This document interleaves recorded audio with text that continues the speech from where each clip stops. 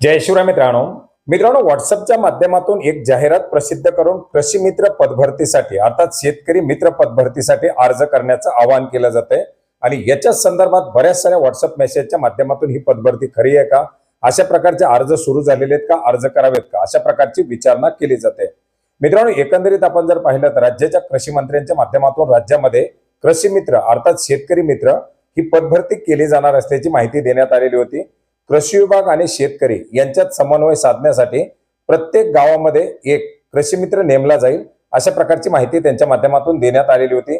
वार्षिक 18,000 रुपयापर्यंत मानधन देऊन या कृषी मित्रांची नेमणूक करण्याच्या संदर्भातील त्यांच्या माध्यमातून घोषणा करण्यात आली होती। परंतु एकंदरीत आपण जर पाहिलं तर खरीप हंगामापूर्वीच या प्रक्रिया पार पाडणं अपेक्षित होतं, परंतु याच्यामध्ये पुढे कुठलीही प्रक्रिया पार पाडण्यात आली नाही। या पदभरती प्रक्रियेच्या संदर्भात कुठल्याही जाहिराती काढण्यात आल्या नाहीत किंवा तशा प्रकारची माहिती गोळा करून या शेतकरी मित्रांची नियुक्ती करण्यात आली नाही। मात्र या घोषणेचा गैरवापर करून बऱ्याच साऱ्या समाजकंटकाच्या माध्यमातून याच्या संदर्भातील फेक जाहिराती तयार करण्यात आलेल्या आहेत आणि लाभार्थ्यांना ऑनलाईन पद्धतीने अर्ज करून त्याच्या माध्यमातून लाभार्थ्याची लूट करण्याचा एक प्रकार सध्या राज्यामध्ये सुरू आहे। मित्रांनो अशा प्रकारच्या कुठल्याही पदभरतीची जाहिरात शासनाच्या माध्यमातून काढण्यात आलेली नाही। सध्या जे काही जाहिराती देण्यात येत आहेत त्या फसव्या जाहिराती आहेत।